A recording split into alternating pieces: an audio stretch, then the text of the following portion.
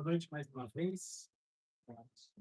Quero começar com uma pergunta. Pergunta essa, inclusive, que eu faço até com certa frequência para as pessoas, parceiros de ministério, colegas que estão na caminhada comigo. É uma pergunta que eu faço para mim, pessoalmente, com certa constância, frequência, e eu quero estender para a igreja. Qual é a sua expectativa nos próximos 2, 5, 10 anos?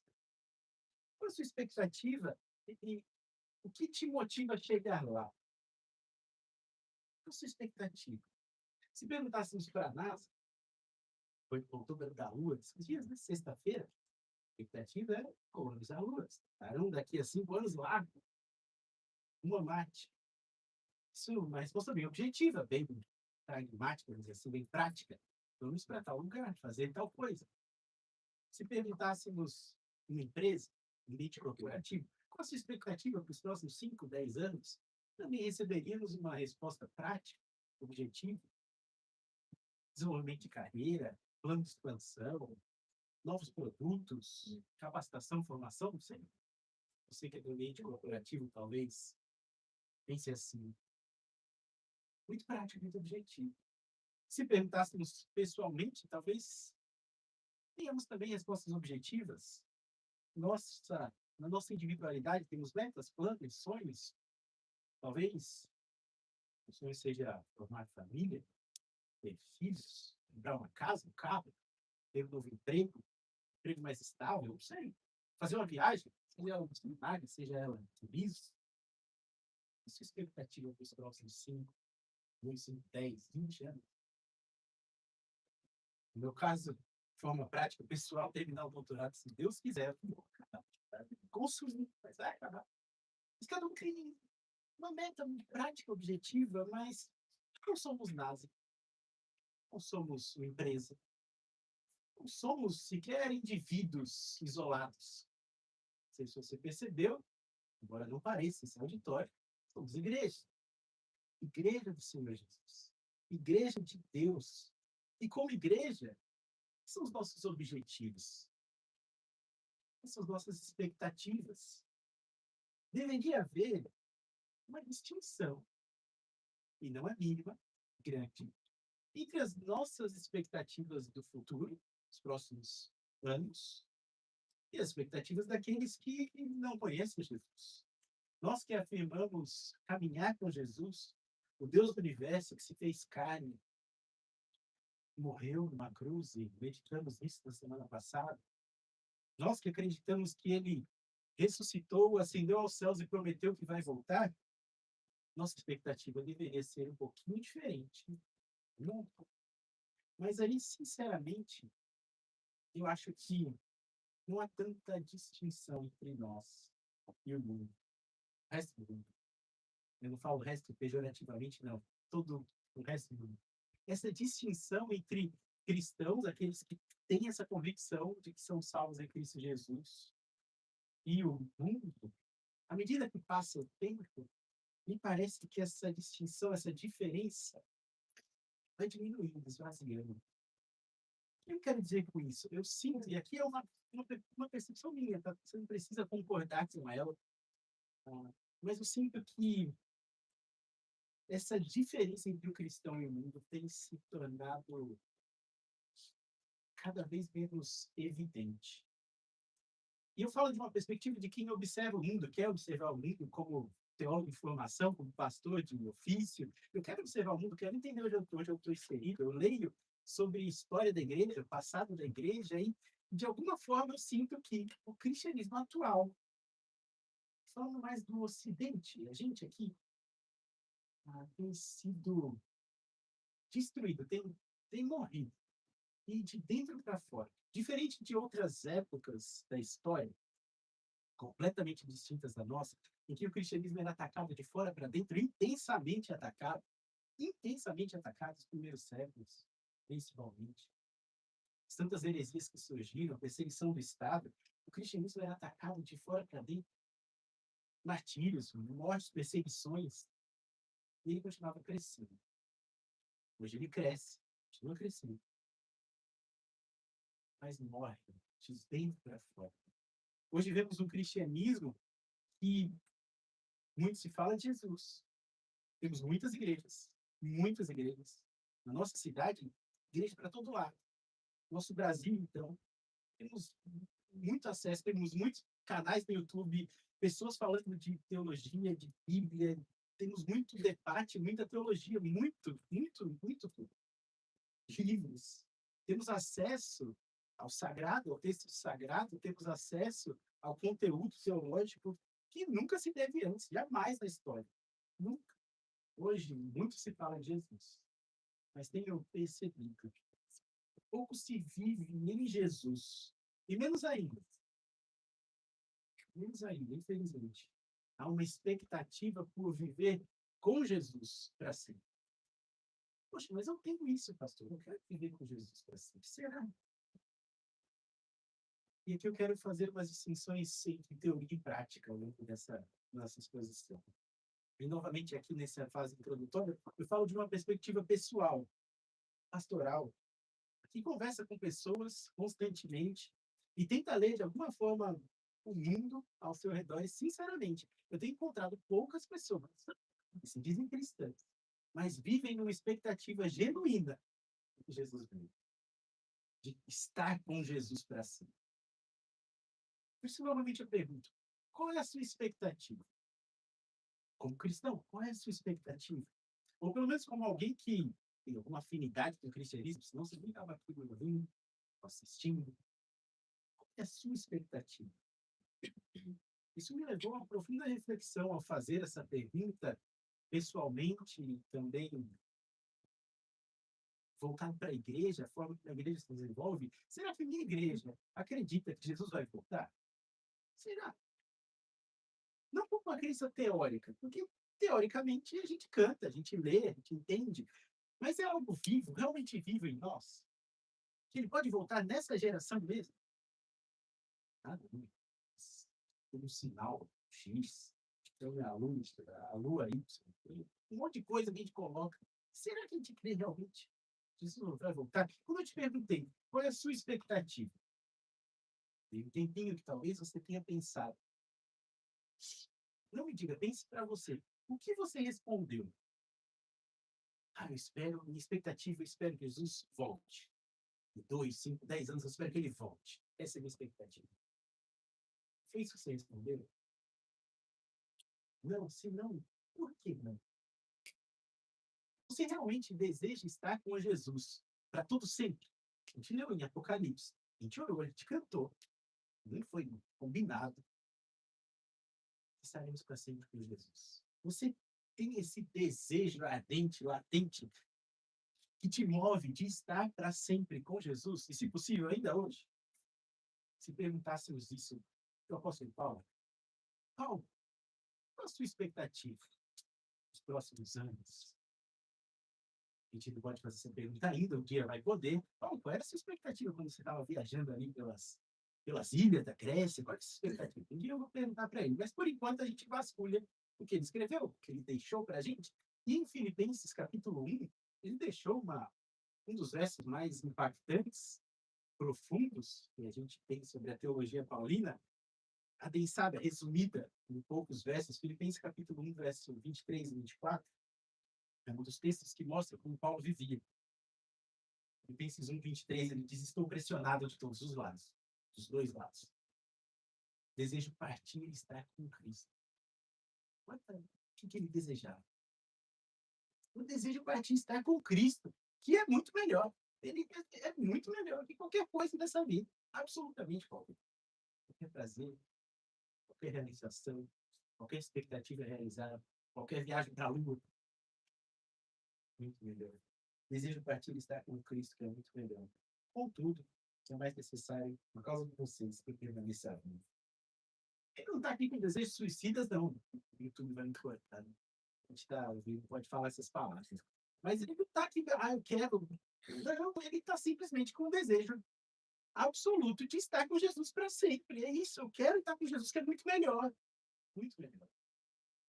Além desse desejo ardente dele, desse verso, olhamos para outras cartas, outros textos, outras coisas e vemos ele ensinando isso para as igrejas. Várias instruções do apóstolo, e principalmente encontramos no ensino dele uma palavrinha bem especial. Não sou muito de colocar o grego, língua original, essas coisas, não gosto muito de trazer para o público, mas essa palavrinha especial, eu até coloquei ali, parousia.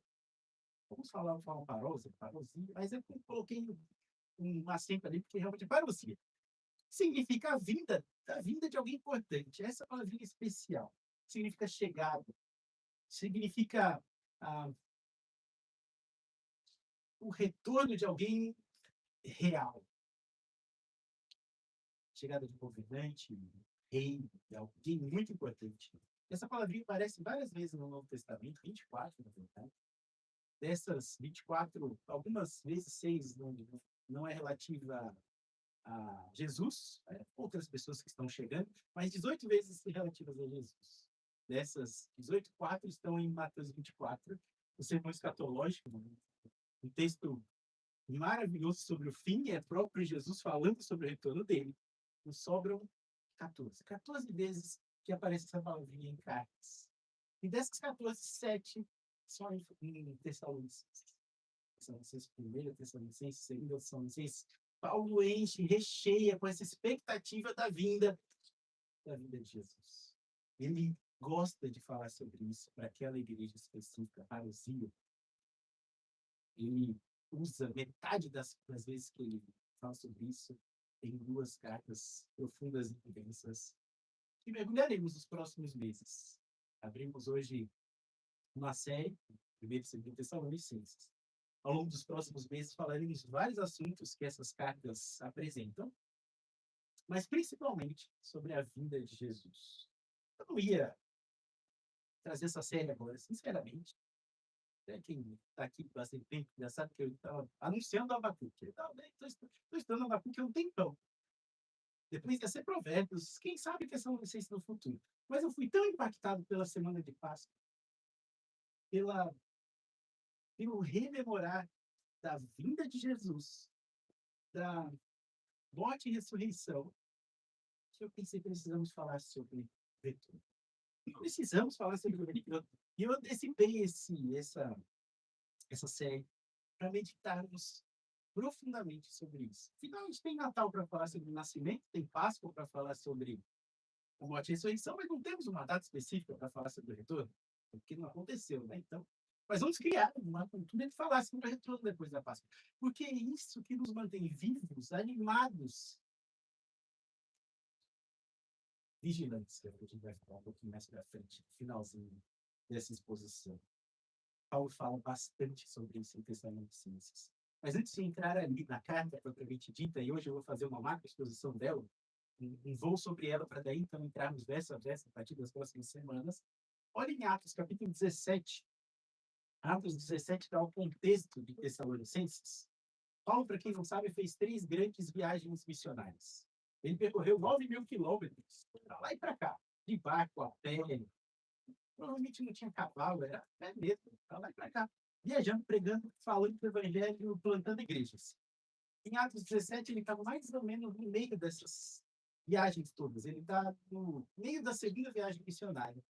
E ele chega em Atos 17, em Atos 16, ele chega em Filipos, primeira cidade que se prega o evangelho da Europa. Primeiro contato da Europa com o cristianismo, com a palavra de Jesus. Filipos. E na sequência ele vai para Tessalônica, a gente vai ler aqui, Atos capítulo 17, acompanha comigo. Depois de pregar em Filipos, ele segue a viagem, fala assim, verso 1, tendo passado por Anfípolis e Apolônia, chegaram a Tessalônica, onde havia uma sinagoga judaica, era costume de Paulo ir para a sinagoga e já pregar ali, porque ele tinha o primeiro contato com os judeus e depois espalhava para o resto todo da cidade. Verso 2, segundo o seu costume, Paulo foi à sinagoga e por 3 sábados discutiu com eles com base nas escrituras. Discutiu o quê? Explicou o quê? Verso 3, explicando e provando que o Cristo deveria sofrer e ressuscitar dentre os mortos. Ele dizia, esse Jesus que proclama é o Cristo. Ele passou 3 sábados, 3 semanas, talvez não 3 semanas completas, mas 3 semanas ali, falando sobre morte e ressurreição de Jesus. Mais ou menos o que a gente viveu nas últimas semanas, lembrando da Páscoa. Praticamente 2 semanas que a gente fez uma mensagem anterior, depois da Páscoa, e 3 semanas pensando sobre Jesus, morte e ressurreição, sofrimento de Jesus. Ali começa, a partir do verso 4, um rebuliço na cidade. Alguns judeus ficam incomodados com aquilo, e olha que ele nem fez uma cantata de Páscoa lá, nada do tipo, ele estava só explicando mesmo, era ensino na sinagoga. Os judeus ficam bravos, começam a perseguição. O verso 5 fala que eles levantam homens perversos e desocupados, e aí começam a expulsar Paulo dali. Ele segue viagem, vai adiante para. Primeiro ele vai para Atenas, depois ele vai para Corinto, mas isso aí deixa para a EBD. A gente tem um horário aqui, 17 horas, que a gente faz um panorama do Novo Testamento. A gente vai, inclusive, passar por Atos 17 já já. Mas, resumindo essa cena aqui, Paulo fica 3 semanas ali, pregando, ensinando sobre Cristo Jesus, que deveria sofrer, morrer e ressuscitar dos mortos. Esse foi o foco dele naquele curto tempo em Tessalonicenses. É exatamente esse mesmo foco que a gente teve nas últimas semanas. Paulo ensina com intensidade, mas não dá tempo de ensinar tudo, obviamente. 3 semanas. Não dá tempo de ensinar tudo. E mesmo que não tivesse materializado esse verso 3 para a gente sabe que em 3 semanas, Paulo não conseguiria explicar tudo para Tessalônica que ele recebeu por 3 anos de Jesus no deserto da Arábia. Ele passa ali aquele tempo, olha o verso 13 agora, Atos 17, verso 13. Quando os judeus de Tessalônica ficaram sabendo que Paulo estava pregando a palavra em Bereia, que é a cidade próxima, se dirigiram para lá também, agitando e alvoroçando multidões. Imediatamente os irmãos enviaram Paulo ao litoral, mas Silas e Timóteo permaneceram em Bereia. Os homens que foram com Paulo levaram ele até Atenas, partindo depois com instruções para que Silas e Timóteo se juntassem a ele tão logo quanto possível. Esse é o contexto. Passou um pouquinho de tempo ali, pregou, e agora chega em Atenas, preocupado com Tessalônica. A gente vai ver que ele envia Timóteo de volta para conversar. Esse tempo que ele passou em Tessalônica explicando sobre a morte e ressurreição de Jesus foi intenso, a ponto de ele, logo, desejar escrever para essa igreja. Então, abre agora em Tessalonicenses, vai ser essa carta que Paulo vai escrever para essa igreja, que ele passou um pouquíssimo tempo para mim. Deixa aberto, a gente vai passar por alguns versos, então fica só em Tessalonicenses agora. Como eu disse, é uma macro exposição dessa belíssima carta, que Paulo estava com saudade do povo. Olha o capítulo 2, verso 17. 1 Tessalonicenses, capítulo 2, verso 17, diz assim: Nós, porém, irmãos, privados da companhia de vocês por breve tempo, em pessoa, mas não no coração, esforçamos-nos ainda mais para vê-los pessoalmente, pela saudade que temos de vocês. Então, as 3 semanas foram intensas, deixaram saudade. Ele diz: quisemos visitá-los. Eu mesmo, Paulo, quis, não apenas uma vez, mas duas. Satanás, porém, nos impediu. Como impediu? Não sabemos exatamente, mas provavelmente usando aqueles que estavam fazendo alvoroço na cidade, expulsaram ele de lá, agora ele não está conseguindo voltar. Olha o capítulo 3, versos 1 a 3, um pouquinho mais adiante. Portanto, uma vez que não pudemos mais suportar, achamos por meio permanecer sozinhos em Atenas. Então, ele está aqui em Atenas, como a gente viu lá em Atos 17. E enviamos Timóteo, nosso irmão cooperador de Deus, o Evangelho em Cristo, para fortalecê-los e encorajá-los na fé, a fim de que ninguém seja abalado por essas tribulações. Vocês sabem muito bem que fomos designados para isso. Então, recapitulando pela terceira vez, eu vou recapitular mais. Você não esquecer, ele passou 3 semaninhas ali, 3 sábados, pregou, ensinou e fugiu de lá, foi expulso de lá. Em Atenas, fica preocupado, com saudade, manda Timóteo de volta. Timóteo chega lá, fica um tempo com eles e volta com notícias. E essa carta que temos em mãos, que temos o privilégio de 2.000 anos depois estudá-la, é o resultado desse retorno de Timóteo. Ele vai, com base no relato de Timóteo, escrever a essa igreja, enviá-la novamente para levar a carta até lá, com saudade no coração, querendo instruir mais essa igreja.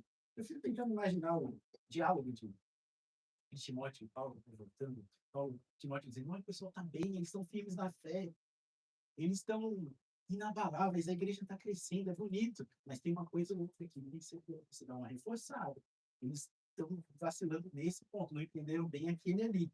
E, de fato, eles estão firmes na fé, muito firmes na fé. A gente vai ler o capítulo 1 do 3 daqui a pouco. Mas com pouco tempo, eu quero enfatizar isso aqui, com pouco tempo que Paulo esteve ali, Paulo ensinou, eles já passaram a ser exemplos para outras igrejas.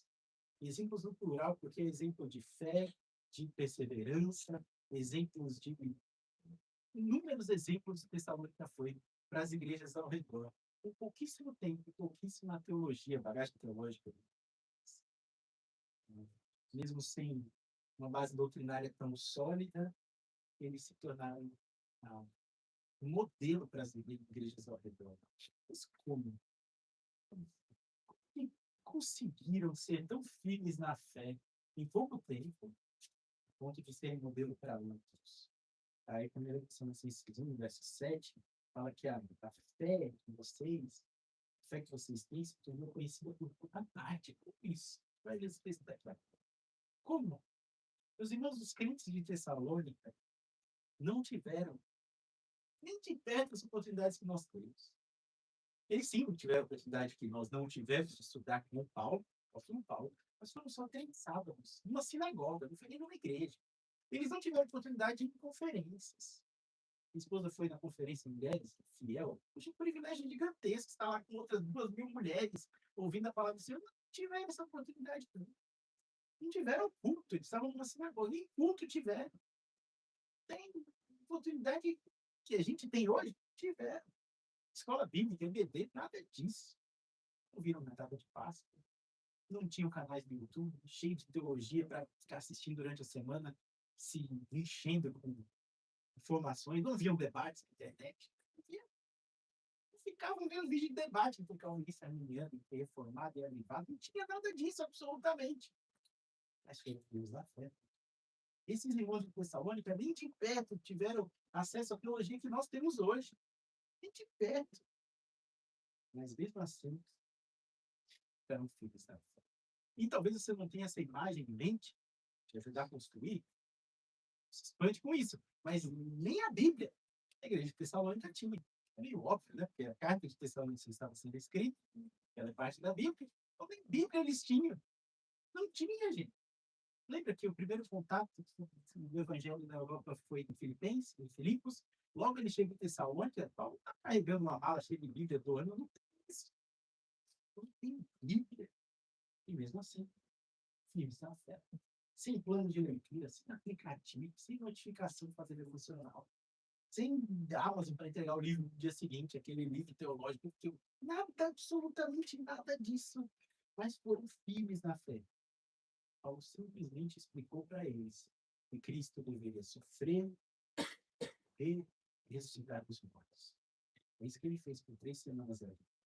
Só isso. Muitas aspas. Porque o que eles tinham, perceba isso, às vezes a gente se enche com tanta coisa, mas o que eles tinham era mais do que suficiente para eles serem filhos, para se tornarem modelo para todos da Macedônia. Modelo suficiente para que a fé que eles tinham em Deus se tornasse conhecida da verdade. Perguntei como pode? São tão poucos fazerem tanto. Abre então, pessoal, vocês 1 que eu já prometi ler algumas vezes. A gente não vai ler todo o capítulo, até porque nas próximas semanas a gente vai acabar fazendo isso. Mas olha o verso 8 a 10. 1 Tessalonicenses, capítulo 1, verso 8 a 10. Diz assim: porque partindo de vocês, da igreja de Tessalônica, propagou-se a mensagem do Senhor na Macedônia e na Acaia. É como se Paulo dissesse: olha, São Paulo e Rio de Janeiro, não esse tamanho todo, mas era quase que ah, mais ou menos isso, provavelmente cidades, né? Ou estados hoje em dia. Macedônia e Acaia, dois estados da época.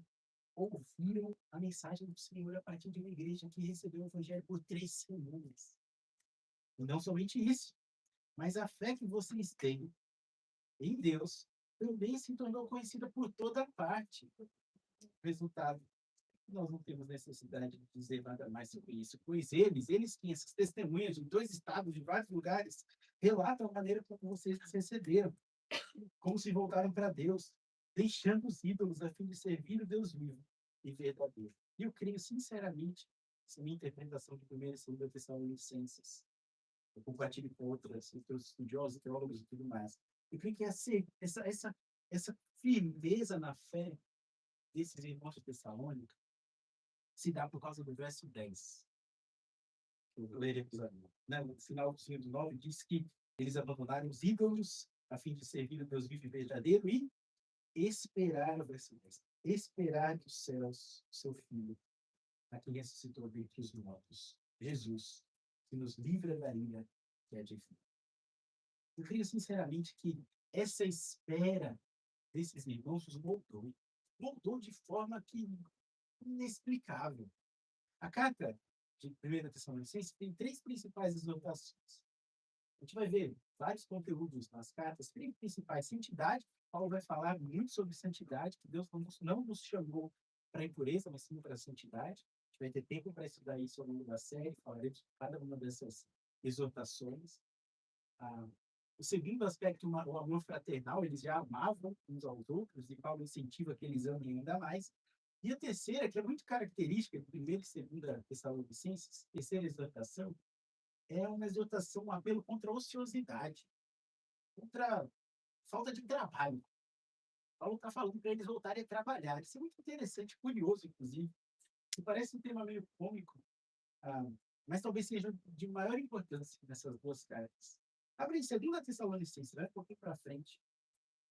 1ª Tessalonicenses primeiro, depois a gente vai para a segunda. Vai 1ª Tessalonicenses 4. Veja como aparece tanto na primeira como na segunda carta. 1ª Tessalonicenses 4, verso 11 e 12. Paulo exorta essa igreja dizendo assim: esforcem-se. 4:11. Esforcem-se para ter uma vida tranquila, cuidar das coisas que dizem respeito e trabalhar com as próprias mãos, como nós instruímos vocês, a fim de que andem decentemente às ordens dos que estão de fora e não dependam de ninguém. Esse pessoal estava querendo trabalhar, colocar a mão na massa, fazer as coisas mesmo, e não parem de trabalhar. Estavam dependendo dos outros. Provavelmente esse foi um dos pontos que Timóteo, quando foi para lá e voltou, né, dizendo: eles estão firmes na fé, tem algumas coisinhas para instruí-los. Talvez tenha sido um ponto. Timóteo falou: Paulo, dá um reforço, sabe? Essa pessoa está trabalhando. Estou supondo, tá? Não está no texto. Mas salta lá para 2ª Tessalonicenses, a carta da frente, capítulo 3, verso 6. Ele fala: irmãos, 2ª Tessalonicenses 3, 6. Irmãos, em nome do nosso Senhor Jesus Cristo, ordenamos que se afastem de todo irmão que vive desregradamente. Algumas versões colocam ociosamente. Essa é a ideia da palavrinha ali. Desregrado, de forma displicente, de forma não diligente. Essa é a ideia dos. Afastem-se desses irmãos, não agem conforme o ensino que receberam de nós. Verso 7. Pois vocês mesmos sabem como devem seguir o nosso exemplo, porque não vivemos desregradamente, ociosamente, quando estivemos com vocês. Ao contrário, trabalhamos arduamente, com fadiga, dia e noite, para não sermos pesados a nenhum de vocês. Porque, não porque não tivéssemos tal direito de depender, né? Paulo fazer, não tivéssemos direito de depender de vocês, mas para que nos tornássemos o mesmo modelo a ser limitado por vocês. Quando ainda estávamos com vocês, ordenamos. Se alguém não quiser trabalhar, não não compra. Olha, bem prático. A pessoa está vivendo de forma ociosa, não quer trabalhar, ainda quer continuar comendo. Forma de ser grata e responsável. Interessante a pergunta que fica: por que Paulo está exortando? Por que isso é importante nessas cartas? Textualmente, na estrutura das cartas, é possível observar que essas exortações à diligência, ao retorno ao trabalho, essas exortações contra a irresponsabilidade, a ociosidade, estão próximas, muito próximas de textos que falam sobre a volta de Jesus. talvez numa primeira leitura, a gente não perceba muita conexão entre esses assuntos, né? Puxa, uma carta que fala sobre a volta de Jesus, tão gloriosa, e também fala sobre voltar a trabalhar, porque o povo está querendo comer sem trabalhar, mas principalmente essa proximidade. Assim. Depois faça exercício em casa, a gente vai fazer isso ao longo da série, você pode antecipar. Veja onde aparecem essas exortações contra a ociosidade. Bem próximo a ensino sobre o anticristo, ao ministério do anticristo, no fim dos tempos, bem próximo ao retorno de Jesus. Interessante, parece não ter lógica, mas textualmente indica que aqueles irmãos, eles têm uma expectativa tão alta do retorno de Jesus, era tão iminente, tão próxima, que eles assim não pararam de trabalhar. Teólogos, comentaristas, a maioria do pessoal concorda com isso. Eles pararam, eles mergulharam de cabeça na igreja, e isso talvez seja uma resposta que se tornaram tão conhecidos tão rápido. Como que essa igreja se tornou exemplo, modelo para todos os que estão ao redor em tão pouco tempo? E Paulo escreve aqui meses depois. Eles se tornaram em pouco tempo exemplo de fé, mergulharam de cabeça. É bem provável que essa expectativa pelo retorno de Jesus era tão grande, era ele sabia, Jesus vai voltar logo logo, vamos lá, a gente não tem tempo para perder, não. Isso deve ter moldado tanto a forma deles pensarem, que mudou o viver também. Mudou a forma de enxergar o trabalho, a vida cotidiana. Não é à toa que Paulo vai concentrar aqui no primeiro e segundo Tessalonicenses a maior parte de seus ensinos sobre o fim dos tempos, sobre o retorno de Jesus, porque provavelmente não deu tempo dele fazer isso naquelas 3 semanas. E o pessoal ficou em um ensino incompleto. Ele deve ter saído correndo de lá, o povo perseguindo ele, dizendo: olha, Jesus vai voltar, viu? Agora, vai voltar, agora. Eles pararam de trabalhar. Essa parousia, que eu falei lá no começo, essa palavrinha vai falar desse retorno do rei, para que esse povo entenda que Jesus vai voltar sim, mas que eles não precisam ficar parados esperando. Essa é a ideia. Talvez não tenha dado tempo de Paulo ensinar lá. Não receberam isso de um ensino de outra pessoa, não tinha a Bíblia completa ainda. Timóteo foi lá, percebeu, explicou para Paulo, Paulo escreve a carta. Justamente para isso, e a gente tem o privilégio, então, de sermos abençoados com textos que não existem em outro lugar. E Paulo recebeu o próprio Jesus no ensino, e materializou aqui nessas cartas para a gente. Agora, através delas, nós podemos também meditar nesses assuntos.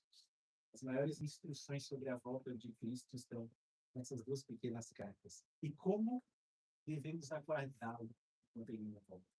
Agora, veja, Paulo vai ensinar algo específico ao centro da carta. Eu quero ler com você. Embora a gente vá chegar nesse texto mais para frente na série, quero já antecipar, porque daqui a alguns meses a gente volta, então você já não tem esquecido, inclusive. Mas vai em 1 Tessalonicenses, capítulo 4. Olha o centro dessa carta. E eu quero, de verdade, fazer isso agora, antecipar esse texto, antecipar essa série, para aproveitar esse gostinho da cantada, esse gostinho de Páscoa que a gente ainda está. Dessa memória tão viva, tão fresca na nossa mente de que Jesus morreu e ressuscitou. Para criarmos também essa memória viva, fresquinha, constante na nossa vida, de que Jesus também vai voltar. Meditamos sobre a morte e a ressurreição, mas também temos que meditar sobre sua vida. Abre aí em 1 Tessalonicenses, capítulo 4, verso 13. Eu quero implementar essa memória, complementar esse entendimento sobre a vida de Jesus, de nosso Redentor. 1 Tessalonicenses 4, 13. Paulo diz assim: irmãos, não queremos que vocês sejam ignorantes quanto aos que dormem, para que não se entristeçam como os outros que não têm esperança. Se cremos que Jesus morreu e ressurgiu, e lembra que esse era o ensino de Paulo. Esse foi o ensino de Paulo por 3 semanas lá. Jesus morreu e ressuscitou. Se cremos que Jesus morreu e ressurgiu, nós também meditamos nisso ao longo das últimas semanas, cremos então também que Deus, por meio de Jesus, trará com ele aqueles que nele creem. Conforme a palavra do Senhor, dizemos a vocês: nós que estivermos vivos e ficarmos até a vinda do Senhor, certamente não precederemos os que dormem. Porque, dada a ordem, com a voz do arcanjo, o ressoar da trombeta de Deus, o próprio Senhor descerá dos céus e os mortos em Cristo ressuscitarão.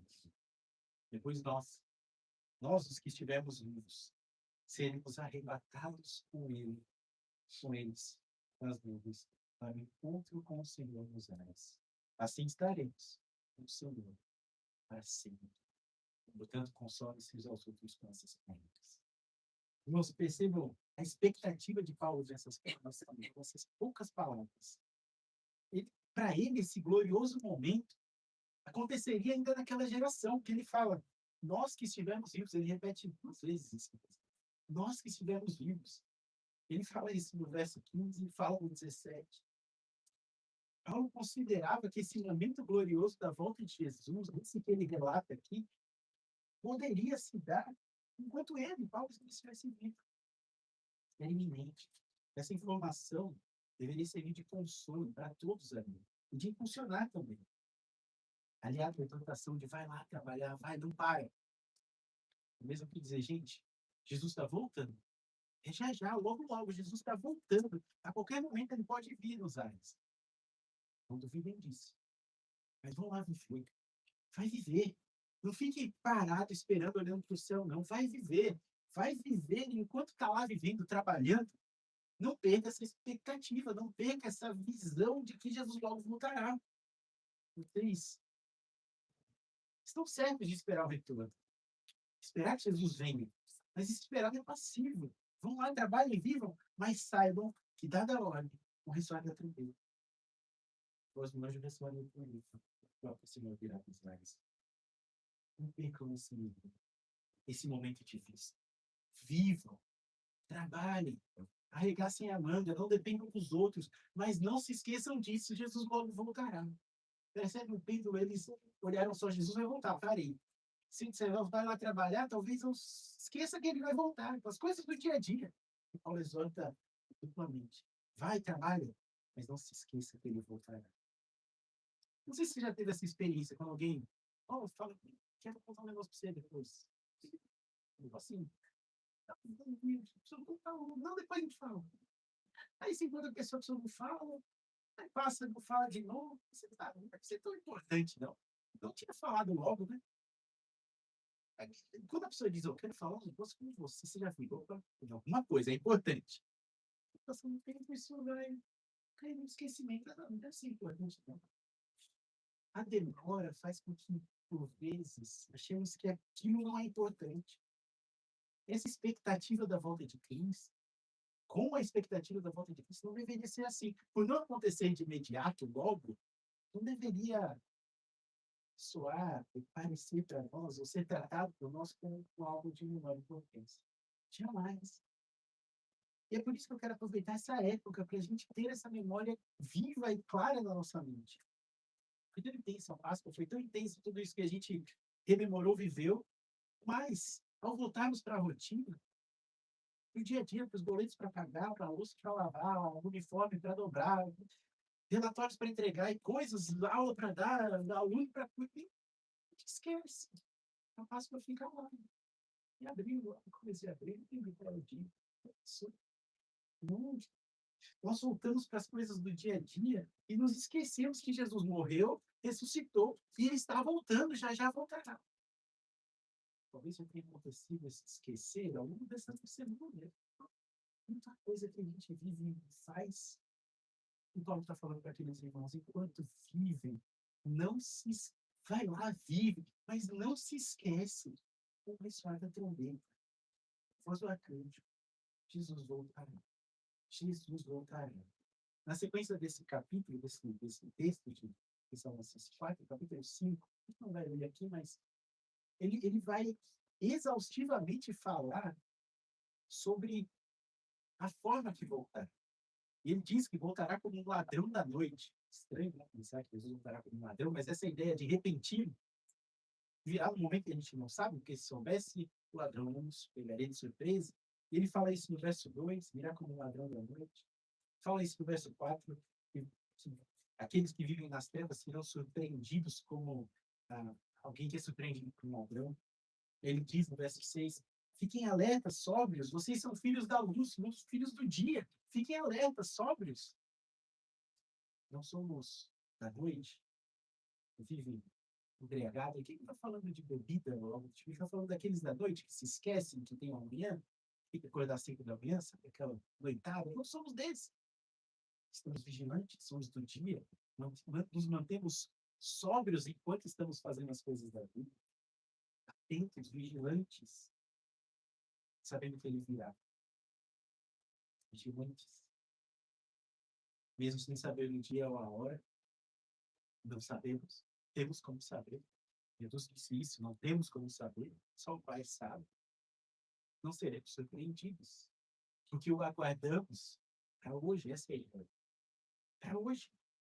Nós somos como os da noite, somos do dia, nós somos como os das trevas, somos aqueles como os da luz, que vivem querendo brilhar essa luz. Aguardamos Jesus ativamente, trabalhando, vivendo, mas também vigilantemente, atentos, esperando. Queridos, eu quero fazer algumas perguntas para você, mas não no sentido moralista, legalista, mas para um exame, um autoexame, uma autorreflexão sincera. Imaginando que Jesus pode voltar a qualquer momento. Avalie se você realmente gostaria de estar gritando com seu marido, com sua esposa, no momento que Jesus voltar. Avalie sinceramente se você gostaria de estar dominado por alguma outra coisa que não o espírito. Seja um álcool, seja um vício, seja o que for. Festejando daquela forma, falando aquilo, vivendo daquele jeito no momento que Jesus voltar. Avalie sinceramente. Se você gostaria de estar falando mal de alguém no momento que Jesus voltar. Independente da sua linha doutrinária, como você acredita que ele vai voltar. Avalie sinceramente se você gostaria de estar vivendo com esse sentimento de rancor, gostaria de não ter perdoado aquela pessoa quando Jesus voltar. Aquele perdoador voltando, você carregando. Mágoa, não perdoado. Avalie sinceramente se no momento que Jesus voltar, você gostaria de estar vendo aquele feed, aquele vídeo, aquela imagem, aquela foto. No momento do retorno de Jesus. Percebe que por vezes não vivemos vigilantes? E a ideia aqui não é vigilantes para que tenhamos, para obtermos uma vida eterna, não. É para agradar o nosso Deus no momento do retorno. E não só no momento do retorno, ao longo da nossa vida. Avalie sinceramente se você gostaria de estar afundado no seu trabalho como se ele fosse propósito da sua vida. No momento do retorno de Jesus. Ou outro extremo, vivendo como os tessalonicenses de forma ociosa, negligente, não fazendo aquilo que você deveria fazer nessa realidade caída. Você queria ser pego de surpresa como gente ocioso, ociosa, no momento do retorno de Jesus. Avalie sinceramente se você gostaria de não estar esperando Jesus no momento do retorno de Jesus. E, de novo, com essas perguntas, eu não quero ser moralista, legalista, nada do tipo. Porque, se assim eu fizer, estaria sendo anti-paulino. Não é isso que ele está dizendo. Tem uma clássica pergunta que a gente recebe. Normalmente é de adolescente. As perguntas, né? Ah, mas e se o cara estiver deitado com a amante no dia que Jesus voltar? Vai pensar sim ou não? Umas perguntas assim que a gente... Essas perguntas sem propósito, que provavelmente os tessalonicenses não fariam. Não fariam. Porque quem vive numa expectativa de retorno, vai lá se deitar. Quem vive com expectativa de retorno, sabe que Jesus pode voltar, vive vigilante, atento. Você que não peca, se peca, claro. Mas isso não caracteriza, não o molda, não o define. Ele está lá, quebrou um monte de outras barreiras, um monte de outras barreiras. Isso, normalmente, essa pergunta vem de adolescente. É legal responder isso, mas, enfim, tem algumas que não merecem tanta resposta, mas nos provocam a pensar. Não é aqui para a gente ser moralista, porque dentro do que eu estiver fazendo quando Jesus voltar, aí sim, o céu. Salvação é por graça. Por graça, não é pelo que nós fazemos ou deixamos de fazer, definitivamente. Mas essas coisas que fazemos ou deixamos de fazer mostram muito claramente o que somos. Se filhos das trevas, vivem na noite, se filhos da luz, vigilantes. Com essas perguntas, eu quero que você avalie sinceramente pergunta você quer ter no retorno de Jesus, no dia que ele for voltar? E de novo, não estou falando de destino eterno. Isso não depende das suas ações. Mirar para a eternidade ou não. Estar afastado de Deus ou não. Baseado nisso que estiver fazendo naquele último momento, eu não devo tocar reflexão. Eu devo estar prévio, anterior à porta. É porque o próprio Paulo diz que vocês são filhos da luz. Ele está escrevendo para aqueles que são filhos da luz. Esses devem andar vigilantes. É apenas um questionamento para uma sincera autoavaliação. Para pessoas que se dizem cristãs, talvez isso seja uma delas. Se diz cristã, afirma crer, rememorou a Páscoa, celebrou, que lindo, maravilhoso, sabe que um dia vai encontrar com Jesus. Tem essa convicção que o Senhor dos Senhores, aquele que morreu numa cruz, que deu sua vida por amor, ele vai te salvar no dia final. Ele vai. Você sabe que é miserável, que é pecador, que não merecia essa graça, essa bendita graça do Senhor. Você que se diz cristão. Então, uma pergunta de autoanálise sincera. Porque se um dia vamos nos encontrar com Ele, faz sentido viver como se Ele fosse demorar para chegar? Faz sentido viver dessa forma, como se Ele fosse demorar muito para voltar, e aí eu vou ter tempo para arrumar a casa antes dele vir? Por isso essa perguntinha deitado lá no leito, no teto, faz tanto sentido, porque é uma perspectiva de quem acha que vai dar muito sentido em arrumar ainda. Sabe? Faz sentido viver como um adolescente que peca esperando um tempo, porque acha que vai viver muito, que dá tempo de corrigir, que testa limites. Faz sentido viver assim?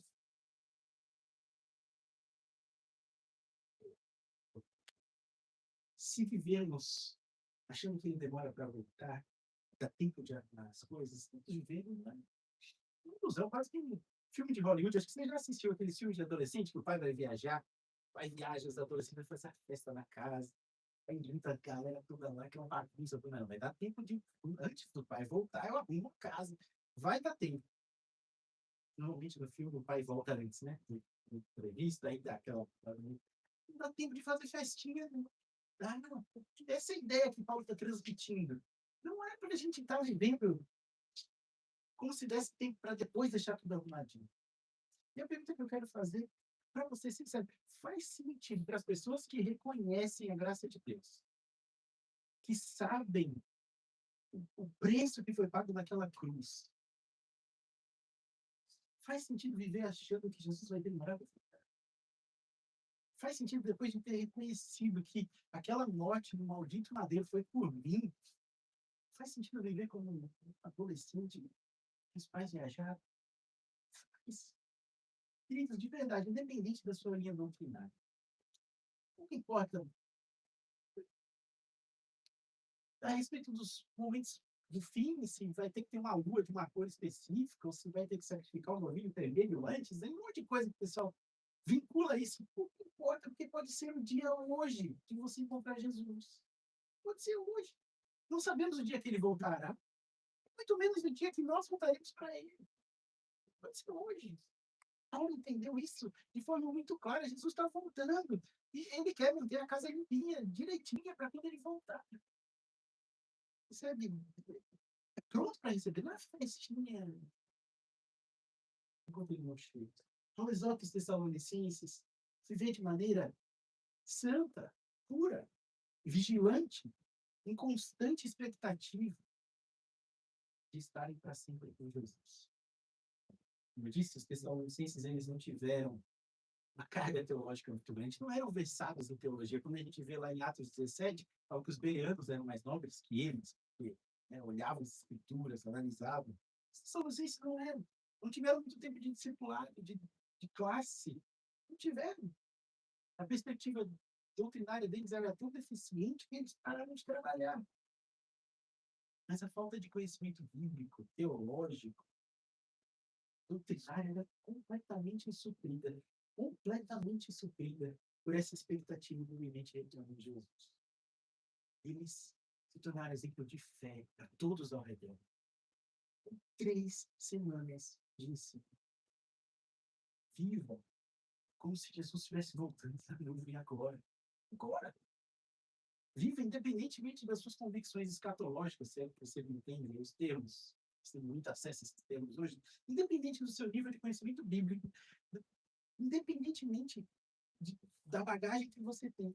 Assim como aqueles crentes em Tessalônica, assim como Paulo vivia, viva com o desejo ardente de estar com Jesus o tempo todo. Mas saiba que esse encontro nos ares só será possível para aqueles que se rendem diante dele. Se rendem verdadeiramente, só será possível para aqueles que depositam sua fé em Jesus Cristo. Só a graça é sal. É o que você vai estar fazendo no último momento. Não, definitivamente. Senão todos nós daríamos condenados. É graça. É graça apropriada pela fé. Se aproprie disso. Viva intensamente isso, como se ele estivesse voltando agora, já. Como se hoje fosse o último dia. Não tem o lema lá, o Carpe Diem? Aproveite o dia. Aproveite o dia para glorificar Deus como se fosse o seu último dia. Não loucamente, como os céticos dizem. Não. Creia o suficiente poder de Deus para a salvação. E viva isso intensamente. Lá em capítulo 1, a gente leu versos 9 e 10, esses Tessalonicenses, eles se voltaram para Deus. Volte-se para Deus. Incline-se para Ele. Saiba que Ele é a coisa mais importante que você tem na vida. O preço pago naquela cruz por Jesus é inimaginável. Eles voltaram-se para Deus, no verso 9. Deixando os ídolos, deixando aquelas coisas que tomam o lugar de Deus no nosso coração. Deixe essas coisas, abandone. Para que no dia do retorno de Jesus você esteja glorificando a Ele, fazendo o que você estiver fazendo, seja cozinhando, seja trabalhando, seja andando pela praia, conversando com alguém, glorificando a Deus, abandonando essas coisas. O verso 9 ainda diz que eles se voltaram para Deus, deixando os ídolos, capítulo 1, verso 9, a fim de servir. Sirva a Deus. Sirva intensamente, em todos os ambientes, em todo lugar. Sirva a Ele, mas como que eu posso servir a Deus? Lá naquele cubículo que eu tenho que trabalhar com pessoa chata do meu lado. Não sei. Pergunte a Ele. Clame ao Senhor. Mas você pode sim servir a Ele ali. Pode, claro que pode. Como posso servir a Deus na minha casa, arrumando a casa? Eu não sei. Ore, você pode, claro que pode. Sirva a Deus em todos os lugares, na espera, e o verso 3. Na espera. Lá nos céus virá o seu filho, aquele que ele ressuscitou dos mortos. Os livros da igreja de Deus. Esforce para Deus, entre os ídolos, sirva intensamente, esperando ansiosamente pelo teu retorno. Qual a sua expectativa? Volta a pergunta. Qual a sua expectativa para amanhã? Para a semana que vem? Para os próximos anos? Qual a sua expectativa sincera? Que seja de estar com Jesus todo o tempo, enquanto ele não vem, sabendo que logo virá. E com ele estaremos para todos sempre, louvando e lamentando. O único Deus vive e verdadeiro. Os céus virá o nosso Rei, nosso Senhor Jesus. Quero orar por você, se você quiser. Curve sua cabeça. Vamos clamar esse Deus bendito.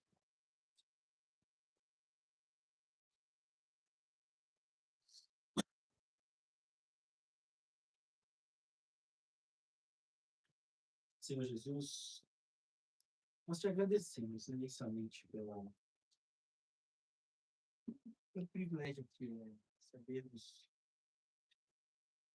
a sequência das coisas que aconteceram. Não necessariamente sabemos a ordem, o momento, o dia, mas sabemos a sequência. Com a voz do arcanjo, ressoada da trombeta, o céu se rasgará ao Senhor vontade. Deus, que as nossas convicções teológicas não nos afastem dessa expectativa verdadeira de que o Senhor logo voltará. Que os afazeres dessa vida não nos afastem dessa expectativa verdadeira de que o Senhor logo voltará.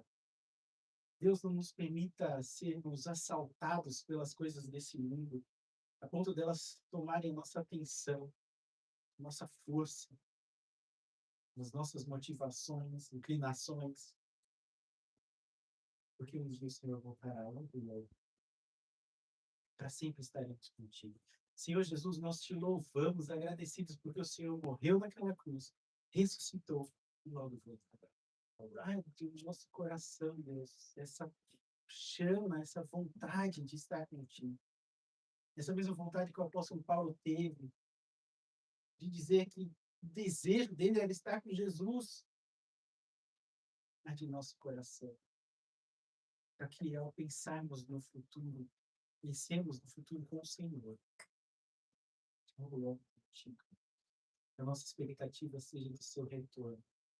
Enquanto cumprimos outras várias expectativas secundárias, metas pessoais, familiares, metas da igreja, de avançar, de continuar pregando a palavra do Senhor, enfim, são tantas coisas que queremos fazer, mas que tudo isso esteja debaixo, cativo, dessa expectativa de estar com o Senhor para sempre, que isso nos molde a vivermos vigilantes, atentos, que o Senhor nos pegue como aqueles da noite, como os os do dia, são encontrados fazendo aquilo que glorifica ao Senhor. A gente glória somente ao Senhor, que exalta o nome do Senhor. Seja fazendo aquilo que estivermos fazendo, onde estivermos, seja para a glória do Senhor. Para isso, acende essa chama, a mantenha acesa em nós, seu iminente retorno. Vem, Senhor Jesus. Restaura todas as coisas, só o Senhor pode fazer. Não há esperança alguma. Governantes, em líderes desse mundo caído. Não, nossa esperança está no Senhor.